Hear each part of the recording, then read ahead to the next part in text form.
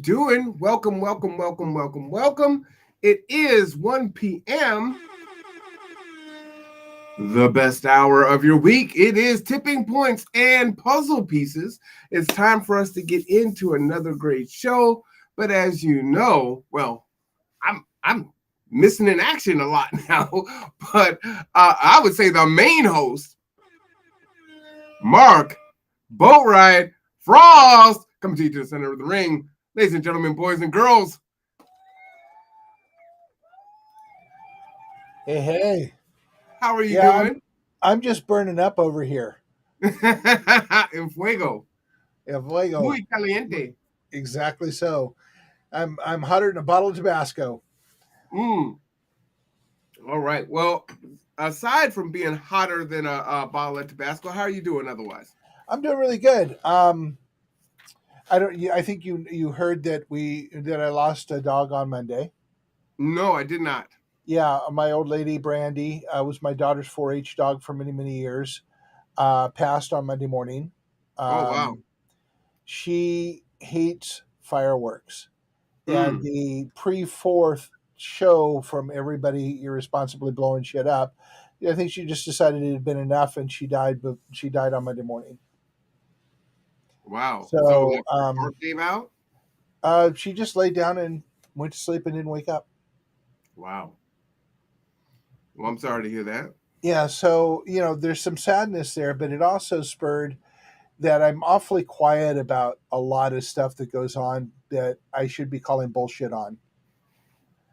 And so today we're going to be talking about the Fourth of July.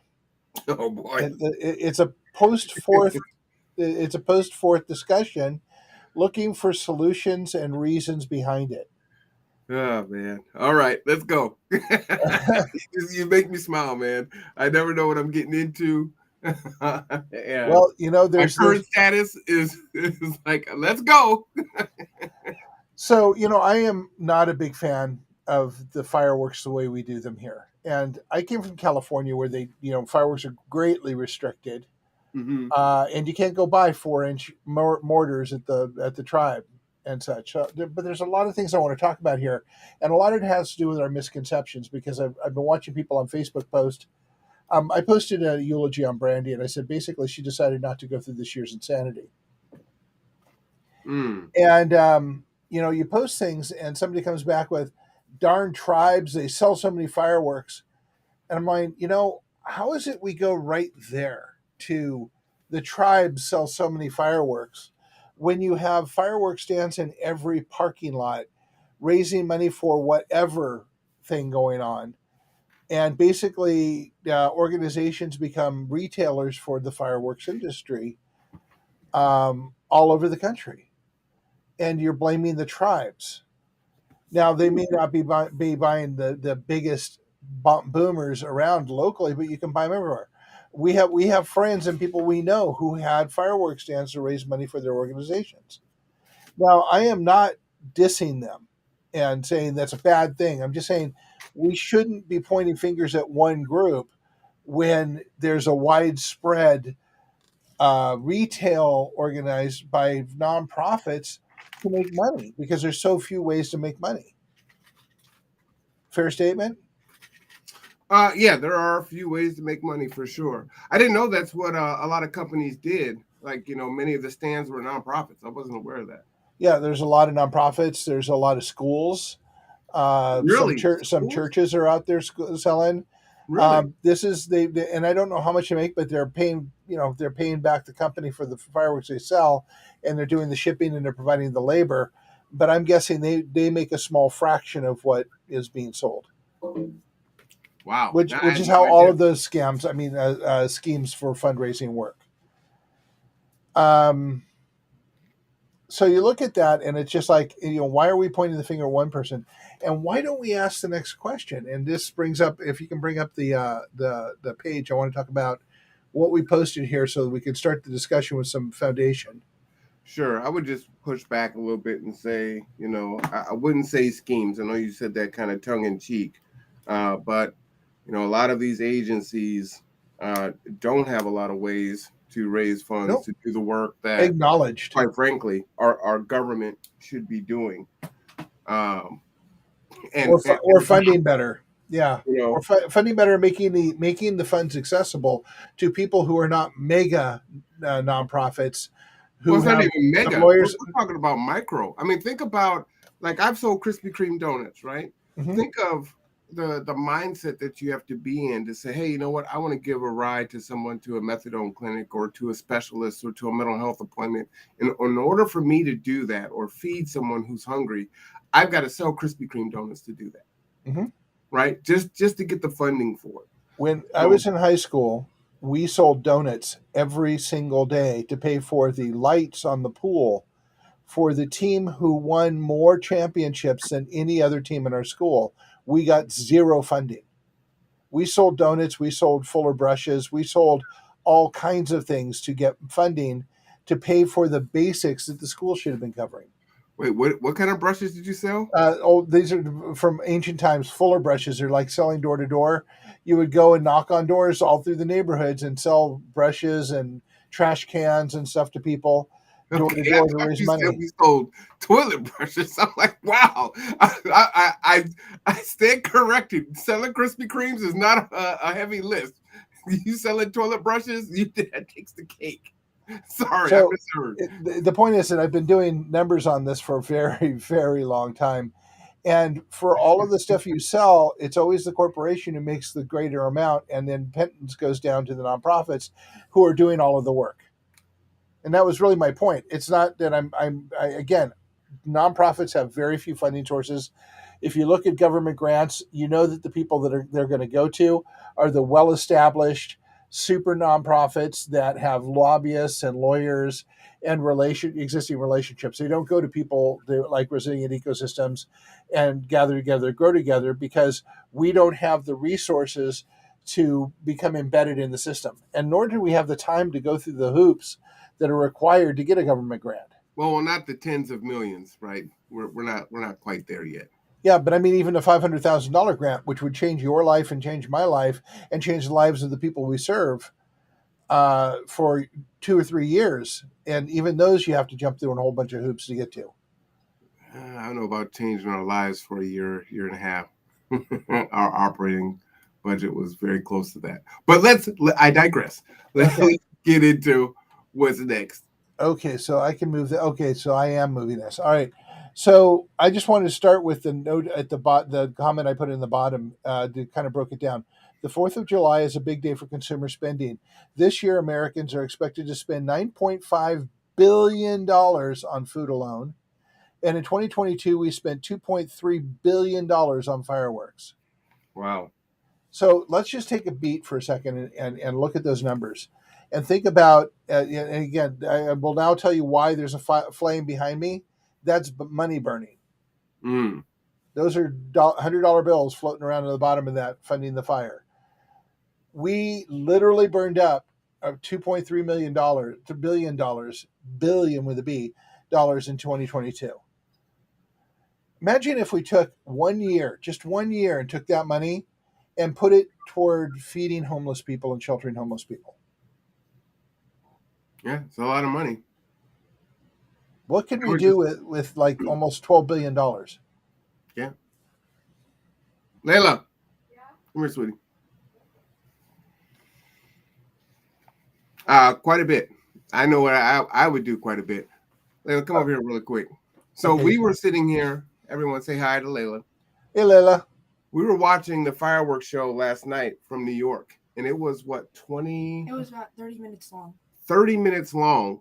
Of And continuous fireworks. Continuous fireworks. It wasn't just one stream, it was It's three three. streams of the same fireworks. Mhm. And we were just sitting there like, I don't think it's ever going to end. That has to be the biggest fireworks show I've ever seen. Kendra says hi. All right, thank you, sweetie. Okay. So, But it goes to your point, right? Like I'm watching part of that $2.3 billion last night. Layla and I, like, good Lord, this is an obscene amount of fireworks. And this is one city. yeah, and back when I was doing live fireworks show, small live fireworks shows, they were $50,000. I'm sure that wasn't $50,000. No, so The fireworks industry has been growing over the last few decades by major percentage points. Just as kind of a note, and the numbers you see are just the latest. Okay, so for Independence Wow. Day, the U.S. fireworks depends on China, and we're not talking about just fireworks. Most of the flags, most of the paper plates, most of the napkins, most of the decorations are all manufactured in China, Our along with the American flags vast. are made in China. Oh God, yes. Those people driving around with the shredded flags on their car that don't understand the respect of a flag, those are all bought from China. Mm, So there's an irony. I think I in the comment up here I said, "Oh, the irony! Our independence celebrations depend on China." Shake my head. We celebrate our independence by supporting the Chinese economy. Now, I'm not saying that's wrong. I'm just mhm. saying that's reality. And while people are pointing at the tribes as opposed to all the other people trying to raise money from selling fireworks, in the end, we're supporting the Chinese economy. Well, can I say also, I think we really stand on the tenet of we the people, Mm-hmm. and if we took accountability and took the power that we had and said, yeah, you know what, we the people, it wouldn't matter who you thought was the reason why the fireworks were being sold, right? We Right. wouldn't purchase them Right. because we say no. What's important is we the people say everyone should be housed, everyone should have a full belly, right? Those are the things that we the people could actually make that change instead of saying, well, this organization or this entity is selling them, and if they just didn't do that, we wouldn't have this problem. So I saw a post yesterday from Sonoma County saying, "Why are there so many more fireworks this time? We banned them consumer fireworks in this county." And the fact is, they're driving over here, buying fireworks and taking them back and blowing them up. That's what they're doing. It's like the prohibition; they're seen in the same way. But wait, there's more. Okay, heavy metals such as copper and other elements are used in fireworks to create the many colors. We observe these chemicals in concentrations above certain levels uh, called are to add to the water quality and are killing the aquatic life. Where do we fire a lot of our fireworks off in Kitsap County? Over the Like off water. docks and barges, things like that. Yeah. So heavy metals going into the sound, killing off the fish. Heavy metals going into the surface water. So let's go back to the tribal discussion for just a second. The tribe is all about salmon and surface water fish. Fireworks are harming that environment, that ecosystem. So So, then, isn't that kind of the snake eating its tail in that regard? very much so. This is where we don't think. We don't go to the next step. We don't think through our whole thing. And people who think that the tribes are all a unified front and are, environmentalists and everything else, they have the philosophy of that, but they're people just like everybody else's people. And they do the things that other people that all the other people do. They change based on their need at the moment. And I posted a post the other day, and I said, somebody was blaming the tribes, and I came back and said, so continuity requires, continuity cannot be done in a group. It can only be done by individuals working together. And you Mm. can't say the tribes have continuity in all of their thoughts. In fact, we taught the tribes that money is power and power is survival. And they came back at us by making money based on our vices. There's an irony there that's just not, they can't be ignored. So I don't blame anybody for this. This is an accepted piece. I've been watching people buy thousands of dollars of fireworks and blowing them up every year that I've been here. And the first 2 or 3 years, I was going, that's kind of cool. And then the fourth year, I just couldn't handle it anymore. I couldn't handle the constant explosions, the war zone for 8 straight hours, 4 days before and 3 days after. And my dogs don't like it very much. I play a lot of loud music. But here's the other thing: is it creates air pollution. It affects how we breathe. It changes the temperatures. Matter of fact, from yesterday to today, projected temperatures for the next week have changed. They've gone up 2 to 3 degrees. Mm. So this is us changing the climate in real time. So, let me ask you, because the other side of it is like, I'm getting older, and my brother has terrified me with fireworks, so I don't like them. Right, as a young teenager, he made sure that I was going to be terrified of fireworks. I do like how they look. It's fun to look Yeah. at them. I don't really care for the boom and all that or whatnot, but that is kind of an American pastime, if you will. That's something where families can engage in. The kids can light them off and have the sparklers and everything else. And so, what do you say to that? Because for a lot of folks, that's Well, like, we're actually going to get there. I'm kind of mm, laying a foundation for a discussion, so I'm just going to kind of go through the information, and sure. then we can start talking about that. And you notice that I haven't been saying these are evil, we're wrong, we're bad. I'm not preaching. I'm just providing data. Okay. So fireworks and your pets. We have seen personally, Terry, Diane, all of our friends have seen how fireworks affect the pets. My dog decided not to go through another year of this as it started the 4 days before sporadic fireworks. She just decided to let go. She was old, so she was going to go anyhow, but the timing was not missed on us. Um, we have a small Chihuahua who hates the fireworks. And Fred, my dog, who has been pretty much immune to them for a while, is now shaking and not liking them very much. So we played a lot of loud music last night up until about 11 o'clock, and the dog slept, and we all got to relax a little bit.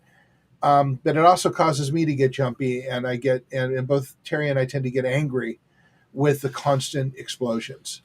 So there are obvious reactions among the animals.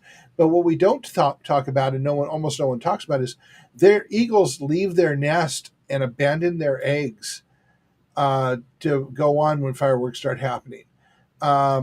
Squirrels, insects, everything is affected by that constant banging of the air pressure, and it changes their behavior over periods of time. And I've seen horses run in terror of them.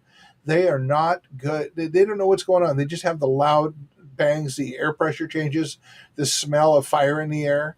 It affects all animals and it affects us, but we tend to ignore it because we're humans and we're the highest life form, right? Um, University of Irvine study said that and I left the link here so you can go read the study. Basically, that rural communities who don't do as many fireworks have less particulate matter in the air. That's pretty much no brainer. But it seems to affect Hispanic and other brown skinned communities more than it does than Caucasian communities. Why? Don't I didn't read the whole article, but I'm going to dive into it after this. There are several studies that I didn't get a chance to go through before doing the show, but I'm going to go My back and deal with quick it. assumption is you may read that many of the fireworks that are let off during this time frame is in a tighter capacity. Yeah, So in a more affluent neighborhood, there's more square foot space. per house and acreage per yard. So some of the air is going to dissipate. And we drove down to Evergreen Park, and it was fireworks, fireworks, fireworks. So we decided to watch them from the porch at some point, just because again the smell and asthma, and it does have an effect there. Yep. And then there's these wacky guys who are going to do this podcast talking about it. So I just thought I'd point that out. Um,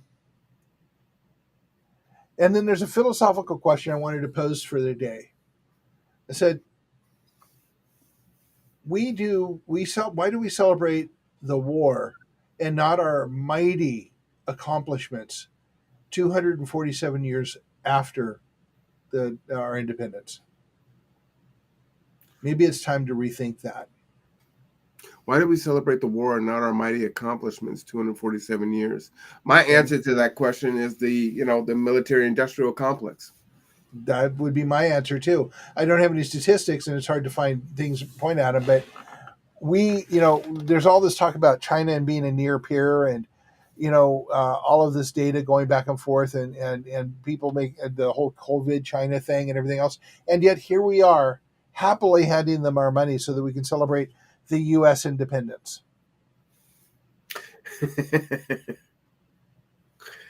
It is interesting. I will say that. Okay, so here's a note. I don't know if people can see it or you can enlarge it out more. But yesterday, the air quality rating in Kitsap County, even after 4 days of some fireworks going off, was around 18. This morning, it's 110. You see all that orange? That's poor air quality. If you have asthma, don't go outside. Not to mention the fires from Canada. I mean, luckily we're not being hit with that the way the East Coast has been getting Yeah. hammered. So yeah, and we get it too. And if we get the fires now, we're going to be hurting very badly. Thank you. I'll do that next time. And then finally, I didn't look up the fire injury and damage statistics, so I'm very interested in those. I just didn't have time to really dig through all of the sponsored links so I could find real data.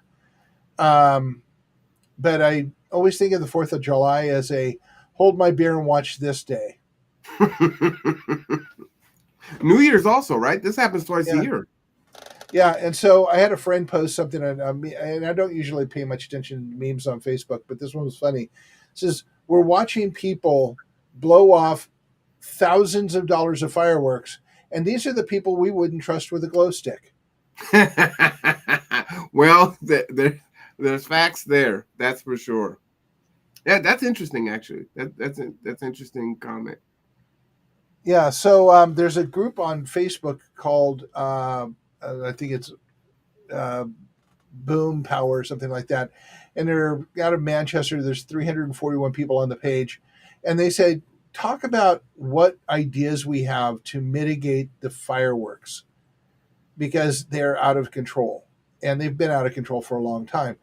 And I posted this on their page and said that we will talk about the facts of it and we will talk about ideas behind it. But I wanted to lay that out before we actually got into the discussion, even though we burned a half an hour on it, because I wanted to kind of lay out all of the reasons that fireworks are a challenging topic. And it's definitely challenging. I mean, this comes up in city council every year. You have folks that definitely show up and make public comment on both sides. This is a very an issue that stokes emotion, some very visceral emotion in folks on both sides of the conversation for sure.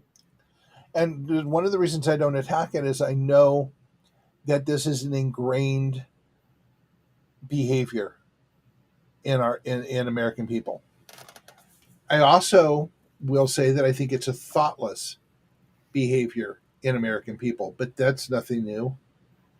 We see that all the time in all kinds of ways. But this one is causing damage too, so having some ideas to mitigate some of the damage, that might not be a bad thing to talk about. Yeah, I think talking about the damage is important. I think probably a lot of folks that are for the fireworks and not changing and maybe being a little bit more freer is really that expression of freedom, right? Like I get to buy whatever I want, I get to light it off, and I don't think I've ever told this story. As a firecracker just went off outside my window. I don't think I've ever told this story, but this is like 15 years ago now when I lived over in Illahee. Well, every year they would blow my mailbox up, because my mailbox was, on a row of mailboxes and mine was on the end. So, of course, the M80 goes into my mailbox. And sometimes the neighbor would set it in pieces on my porch. And sometimes, well, they just put it in the garbage for me. Just is what it is. Rob says, not a fan of the personal fireworks. It was a war zone with the noise and smoke at my house last night. And you could see the low air quality this morning on our way in. Yeah, absolutely. I was telling Layla, I'm like, I can barely see the mountains today. And it's supposed to be a great, clear, Wednesday morning. but the air quality issue is predictable. It's this way every year after the 4th. So yeah, this is the question here, and I guess I can unshare the screen now because we've seen all of that stuff. We Sure. go back to So, us talking. wow, man. So, what's the solution to that? Because folks want to be able to do that activity, right? Well, how about zoning? Fireworks can be fired off in certain places, and people will have to get in their car and go drive there and consolidate where it's going to be based on safety for dry grass and such like that. Um, uh, so you minimize the air quality effect. You stay away from water where wildlife and aquatic life comes. I mean, I don't know. I'm spitballing here. I'm not saying No, this I'm is what we hearing you. should I'm do. just like, well, that would definitely cause a lot of equitable issues, especially in this county, right? With no bus service in the evening, how are they Yeah. supposed to get to this place to do their fireworks, especially if they don't have a Right. vehicle? Yeah, no, there's well, maybe Kitsap Transit can offer the transit vans to take people to do it, kind of do a park and ride thing. Mm. People can do reservations in advance, and then Kitsap Transit can come in and take them where they need to be, and guarantee that they're going to bring them home. It's almost like a bridge blast, but where folks are actually lighting off their own fireworks. Right. Okay, that's interesting. And I say I'm just spitballing here. No, These are no, things that's why I off the have top of my no head. no critique on it. Like I said, it's Yeah. interesting. You need ideas, right? This is the spitballing. Let's see what sticks to the wall. So my personal need is to have them not be in my neighborhood. Mm. That I can go to bed at 9 or 10 o'clock at night and not have to listen to things blowing up until 2 in the morning. And while last night wasn't bad, I have heard fireworks in a continuous explosion until 2 from 10 in the morning till 2 in the morning the next morning. And I think the challenge is even with an ordinance that says no fireworks after a certain amount of time, how do you enforce it? Because we don't have enough law enforcement to, Oh, go around we and find that person that did it. 2 days ago we had people yelling in our parking lot behind us and blowing off fireworks. And Terry called the police saying, "Can you tell these?" And the police sent her right into voicemail about or saying, "Is this fireworks?" And then sent her to a voicemail, which is a dumping zone for all the fireworks complaints that nobody's Is ever this going to look fireworks? at. And then she called back and said there are people yelling loudly in the background, and they sent a patrol car over. Mm-hmm. So there isn't enough law enforcement. Um, and I think this goes back to what Resilient Ecosystems does and what the Kitsap Resiliency Project is about. There's a growing portion of the population who doesn't want to have to be in a war zone 1 day a year, or as the reality is 6-7 days a year. Well, it's twice, right? Because again, New Year's. Yeah, and twice again. So there's a growing segment of the populace who does not want to participate in that, but we're forced to participate in it because there's nowhere for us to go. Crystal from Crystal Connolly from our board won't be at the board meeting because she took her animals and drove to Oregon, to the Oregon hills, to get the hell away from the fireworks. So I could have gotten in the car and driven to the coast and stayed out on the coast, but that wouldn't have gotten me away from the fireworks. They'd have blown them up on the beaches. Hmm. So is that something? I don't know. I don't know what the medium is there. Yeah, just saying these are the issues. There's people that cannot leave. Even if they leave and go someplace else, unless they go way far away, there's no way to get away from the fireworks. So we Well, have and an there's no issue. guarantee that it's going to stay in the time frame and the date frame, Right. right? And there's no guarantee, and it's proven that that would be ignored anyhow. I mean, we've seen that too many times to know that. So we have a conundrum where people want to exercise their rights for their independence by supporting the Chinese economy and blowing up fireworks whenever they want. And there's people who just want to ignore it. I would like to propose that we start educating and reaching out with the concept of celebrating the 4th differently. I don't think that we shouldn't celebrate the 4th. But I think that should start thinking about celebrating it differently. And a lot of times, people are thoughtless, literally thoughtless, about what they're doing and how it affects other things. And no one's in their face about it. No one's educating them. There's no discussions going on about it. There's a Facebook group that are going on about people wanting to end it, but there's no real push to change it. And isn't that what we do with the Kids Up Resiliency Project? Is talk about the ways that things need to change. And this is not our number one priority. I mean, food, water, shelter, and everything else. But on the other hand, if we had $12 billion to put toward food, water, and shelter, that would make a huge step forward into security for everybody. Well, Not yeah, saying, and I don't know. over Yeah, 10 years. It's like that's quite a yeah. bit of money. Well, what's your thoughts on the drone fireworks?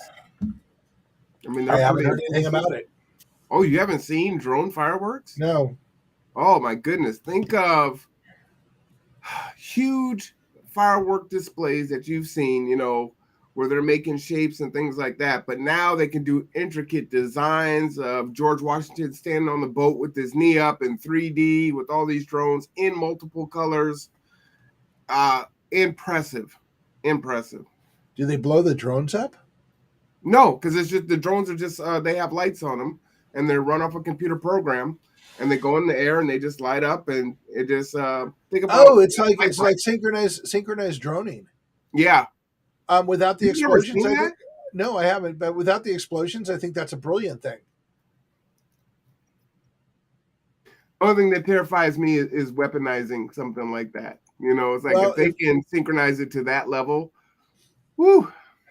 yeah. I mean, and think about all of the sonic and light flashing deterrent capabilities that the police departments already have.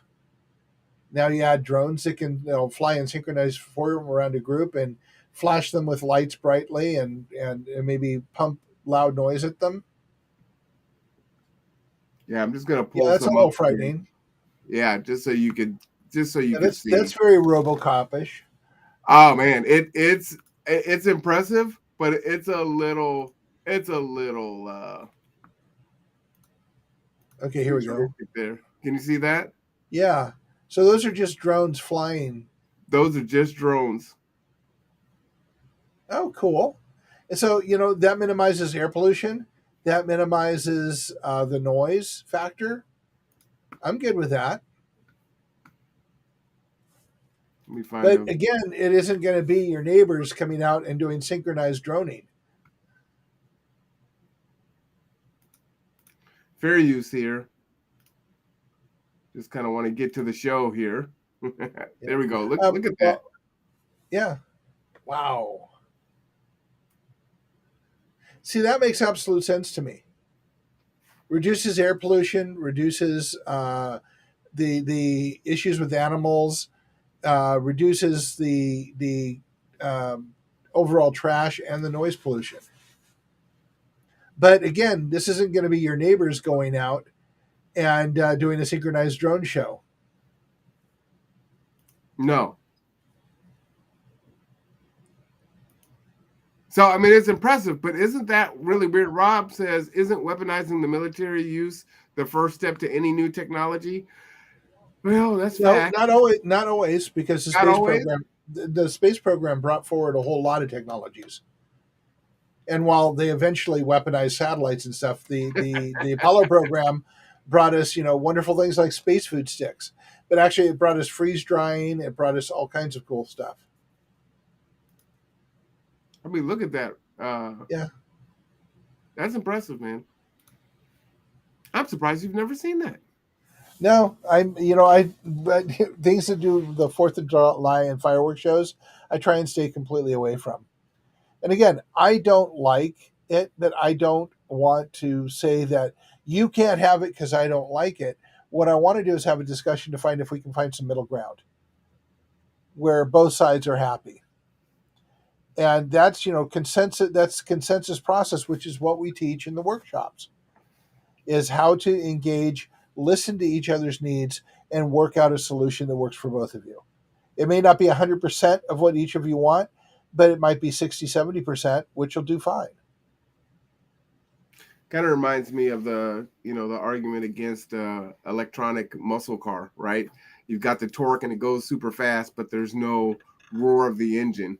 So you got Mhm. these great fireworks here, but you have no booms and explosions.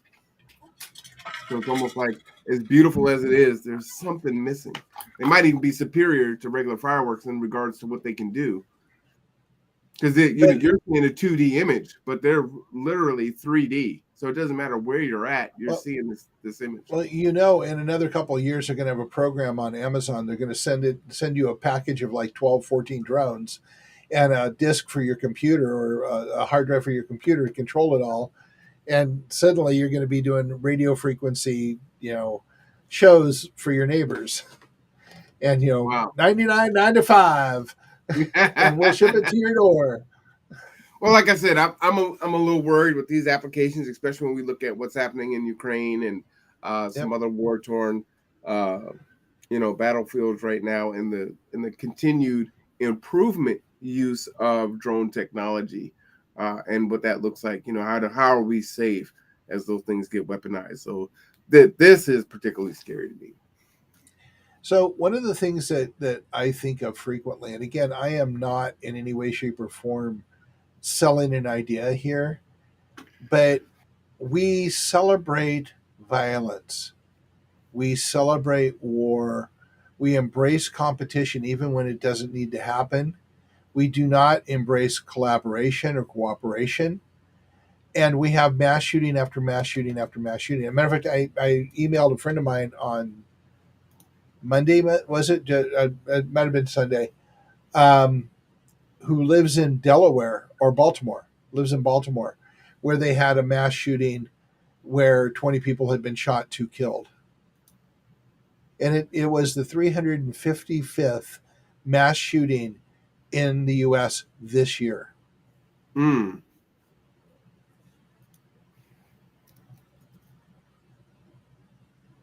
And she What was all right. happened? She was all right. 355th mass shooting, and 20 were shot, two were killed. It was a block party in Delaware, and at the last I heard, the shooter was still at large. Wow. Well, I'm definitely not surprised that that's one of the things I'm very frustrated with. So, Yeah, if we continue to sell violence as a solution, this is what we get. And I'm not saying that it's computer games' fault or it's the television's fault. It's everything we do is surrounded by violence or fear of violence being done to us. And the 4th of July, we celebrate war.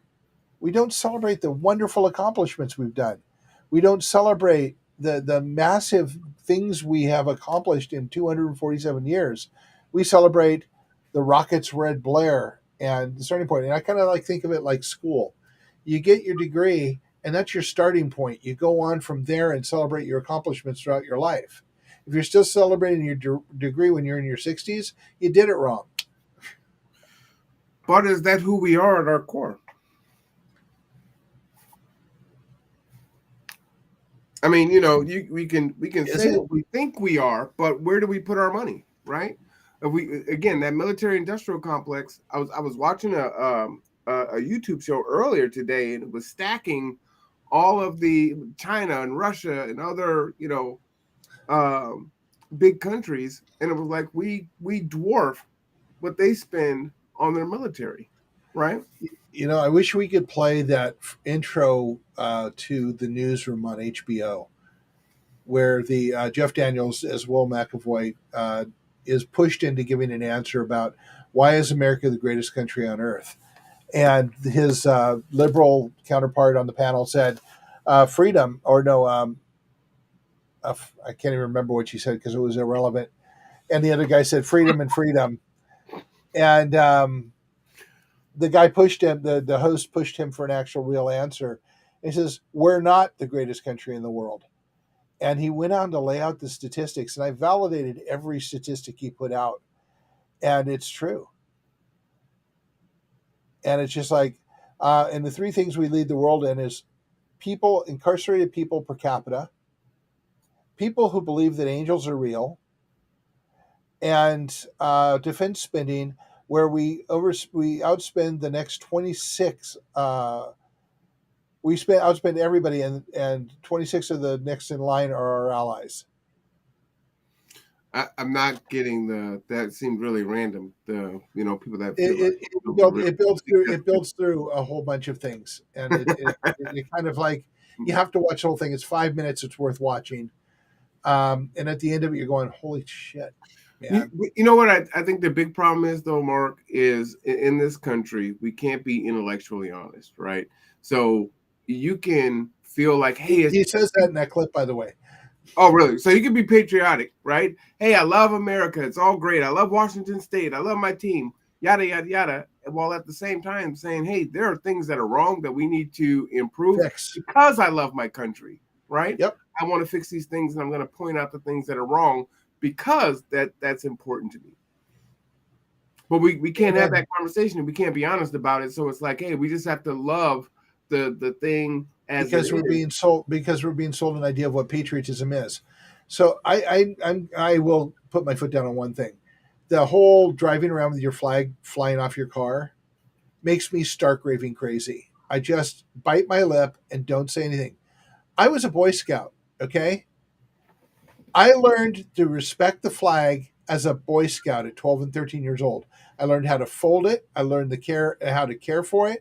I learned when it should be flown, when it shouldn't be flown, what the conditions are. And I sure as shit wouldn't put it on my car and watch it get shredded as I drive around and call myself patriotic. Because if you're going to use that as a symbol of your patriotism, learn how to care for it. Learn how to respect it. When you fly it at night, put a light on it. That's the way it's supposed to be. When you take it down appropriately, fold it appropriately, put it away appropriately. If you have something you respect, that's how you do it. Flying a flag doesn't say shit to me about your patriotism. It shows me that you actually don't care. I don't know, that seems weird to me, and that comes from someone who really doesn't care either way, right? Yeah. I was never a Boy Scout. I don't care if you fly your flag or not. I don't have one, and just because that's not something that I value in that way. Not that I hate the flag or anything. So it's like, what is the measure of patriotism, and who gets to decide that, right? Well, and the measure of patriotism is basically like your measure of Christianity, following the teachings of Christ, following the honor of our country. And it sure as shit isn't stocking up guns and flying a flag and taking care of yourself amongst everybody else. It's about taking care of all of us and making things better. That's a patriot. in my, I mean, by my standard, you and I are patriotic because we do work to help other people. Okay. We work hard to make our country better, but I don't consider myself a patriot because I run around with a ragged flag hanging off the side of my car that was purchased from China. Tell me how you really feel without telling me how you really feel. I think that we spend far too much time in this country worrying about what it looks like and not about what it is. Absolutely, that is true. And then we get hung up on, who defines what something is, right? Although we do have to have cultural norms and mores and things of that nature, and we don't even agree on that now, right? Which is a huge issue. Because we are being othered every day. But that is the founding of this country, right? It was founded on othering. I don't know if that's an accurate statement or not. I think it was founded on othering at the time because that's what was the accepted norm. That's what it was. But there's also the amendment process of the Constitution, which allows us to change it and update it as we change. The fact that we're not using it doesn't mean it's not there and it's not a valid tool for updating it and making it less so. From a black person, your statement is invalid to me. Right, saying that the country wasn't founded on othering. Okay. And then we still have in our Constitution, right? Even in the amendment, if you're in jail or prison, you're still a slave. No disagreement from me at all. I'm saying that we are not properly using the amendment process of the Constitution to change that issue. I'm not saying that there weren't slave owners, and I don't think that the founding fathers were, walked on water, and slept on gold. I Right. think Well, what that was the history of the country, right? How was the country formed? How did America get to be? by fighting the British and declaring our freedom And 247 years ago. who were the people to the British? How were the people that were You're fighting talking against the about us? British Oh, classified? terrorists. Terrorists, criminals, things like that, Yeah, right? It's yeah, all perspective. So it in is that regard, absolutely. that's how the country was founded, right? So I think it was founded on there's definitely it's very problematic, right? Now, I'm not arguing. You understand? I'm not arguing with you at all. no, I But know, I know. but But I'm we have an providing I'm opportunity to providing do better. historical context. This is what we have, so we could do better. We just have not been choosing to do better in the short life of this democracy. And And it for seems like that, we're moving backwards. we need to work to come together. That's why resilient ecosystems does the work we do. To a great degree, that's why you do the work you do, is helping educate people and bring them together. And it's like last week when we talked about, I feel that I don't have to address this particular issue because you are addressing it, Mhm. and you're addressing it well. So I'm going to continue to focus on the long term changing thinking and coming together issue that no one is paying attention to. By the way, monkey, not my circus came Uh-huh. up in my own life like 3 times last week since the podcast. So thanks for that. It was pretty cool. Yeah, it gave me a chuckle, and I was like, "Oh, okay, yeah, pretty cool. I like it." And we had like twice the viewers than we usually have. I noticed that too. Yeah. Yeah. So I was kind of like looking at that going, oh, okay. Mm-hmm. I don't know how many this one's going to get, but that's okay. It's the fact is we have these conversations every week. We are building a stockpile of modeling the behavior of people coming together from very different backgrounds, having a discourse and coming to consensus on ways to move forward, or agreeing to disagree when we can.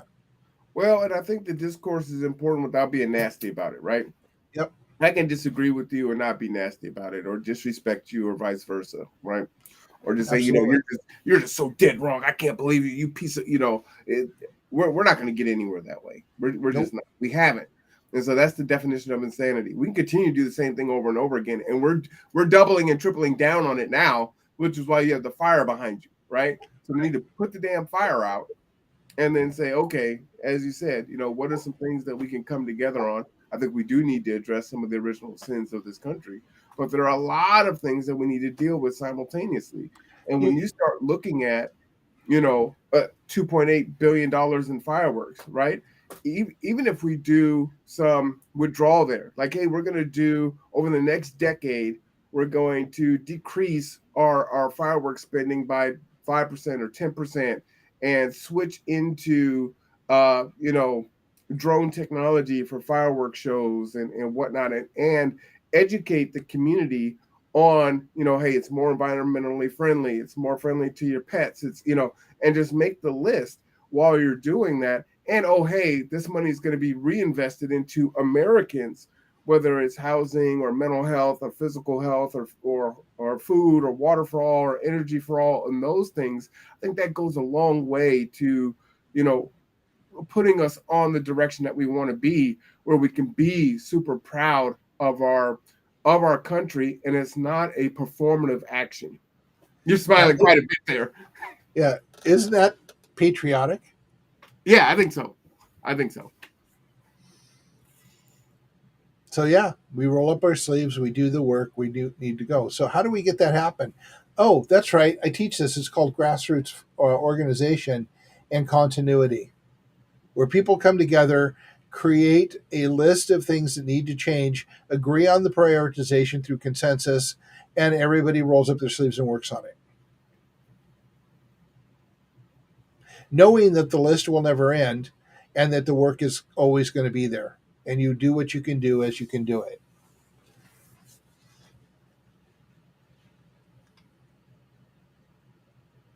Yeah.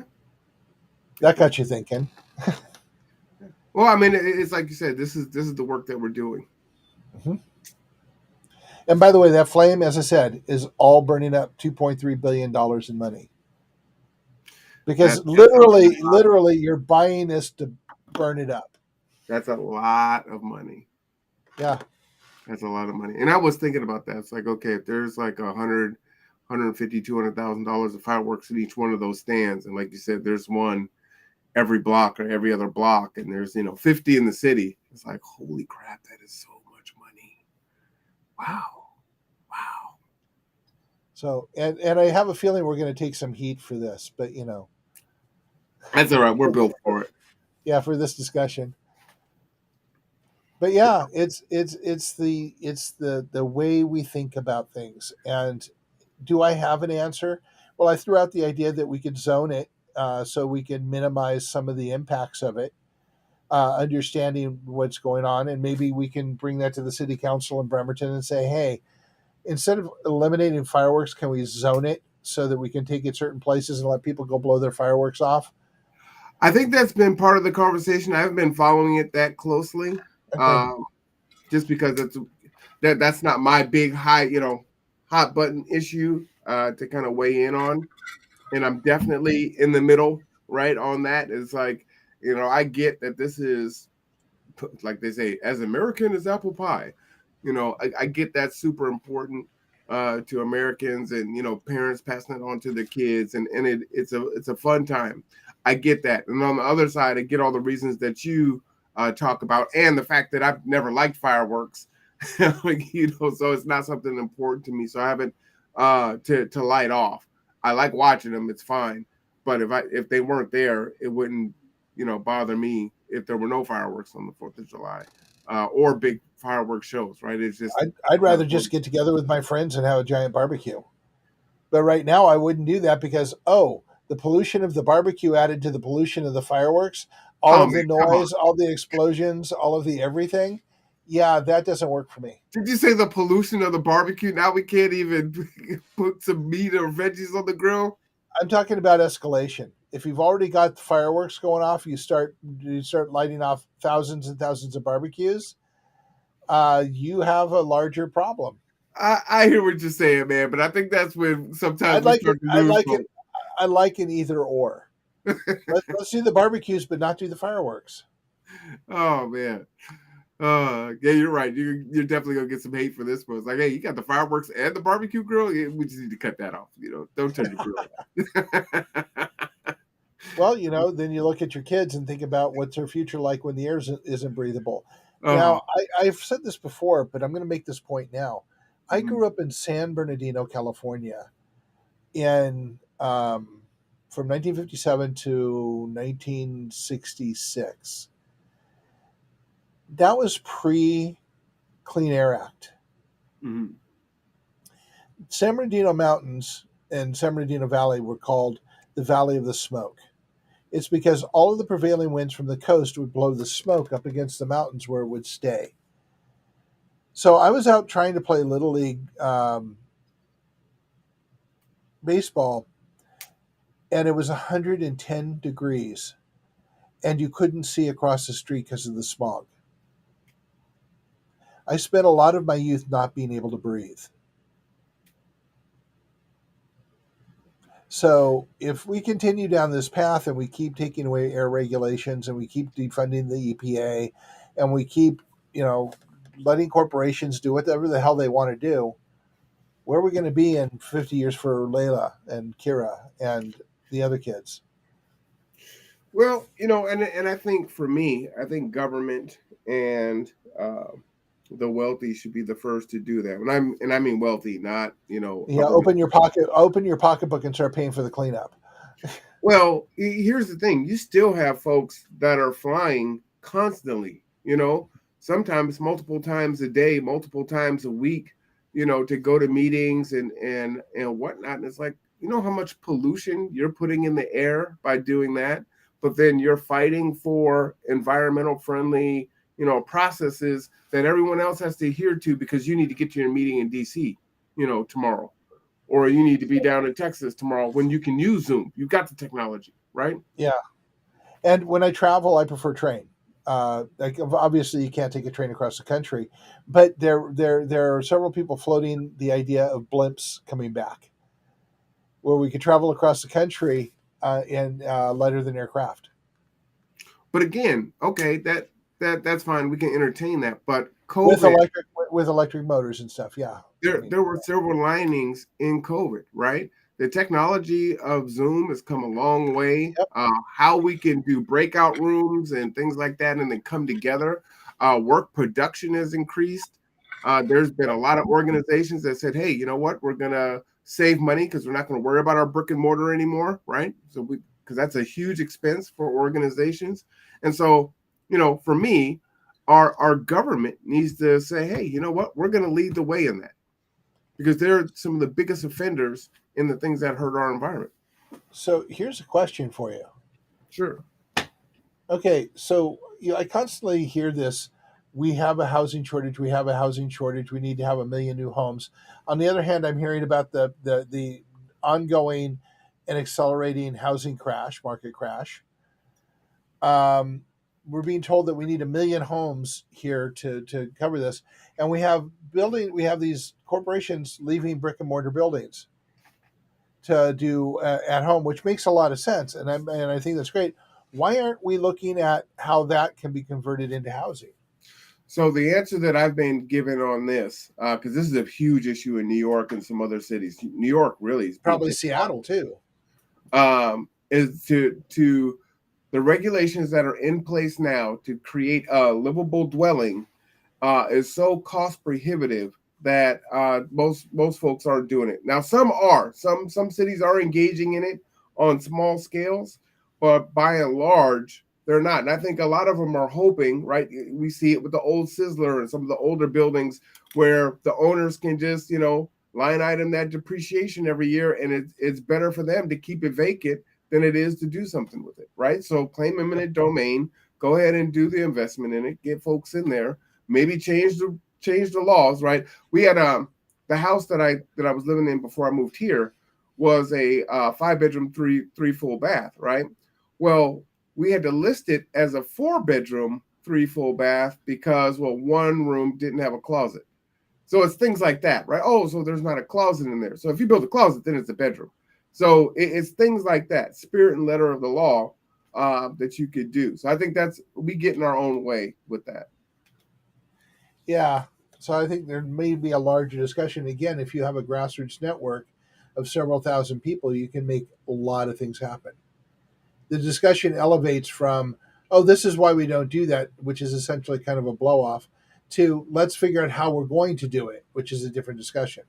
Especially when the alternative to where humans are living is far worse than them being in a building that doesn't have a sprinkler system or doesn't have a closet or doesn't have a whatever's missing, right? The alternative is far better than their current conditions of even being in a shelter on a mat this thick, right? Yeah. I mean, you Is, have a is better life in jail or in prison. which is a whole different discussion that we may be having in the near future. Yeah. No, I say that at 201, right? Yeah. All right. So we are at our time. I think it was a very fruitful discussion. I don't know if we came up with any answers, but we certainly asked a lot of good questions. Yeah, for sure. So I would love, as the final word, is for folks to engage in the resiliency page on Facebook. Also go to the website. But that's where the solutions are going to come from we the people. We need the dialogue. It's not a conversation of two. It's a conversation of the many. That is where the win is. That's where the solution is. And that's where we're going to see real change, and not sustainable change, but resilient change. Yep. And one other note, because I just put this up the other day, um, like, comment, share. If nothing else, it takes you nothing to hit the like button. But without those, the algorithm doesn't see our stuff. It doesn't get out to people. People don't get to see it. And we do a lot of work that never gets seen. And the whole point of bringing people together is for them to see it. So please like, comment, share. 100%. And you know what you might do as a favor to Prosecco or the Conduit or even some of your favorite shows, have a cup of coffee, just go through their website or their YouTube channel and just like, Yep, because it will trigger it in the algorithm and push it in front of more people. absolutely. Thank you very much, folks. And we will be back next week with a different topic, probably equally hot. Well, if you want something even fiery, all you need to do is come down to City Council tonight at 5 p.m. As we will be talking about the ordinance for camping for those that are unhoused. And you know, I hate that term, camping, when it's not camping. This isn't some romantic, glorified situation that folks are doing. So that's the first thing. I think we need to use the language for what it is and not use a flowery term to allow us to overlook, you know, the dire needs that folks are in. So this is a big one. Public comment tonight. There will be a lot of people there. So if you want to come, there is a Zoom link. If you can't make it, please make public comment, because without your voice, right, things aren't going to change, or they may not change in the way that you want them to change, right? So for Mark, I am Marwan. This is Tipping Points and Puzzle Pieces. This is Rose Echo. We'll see you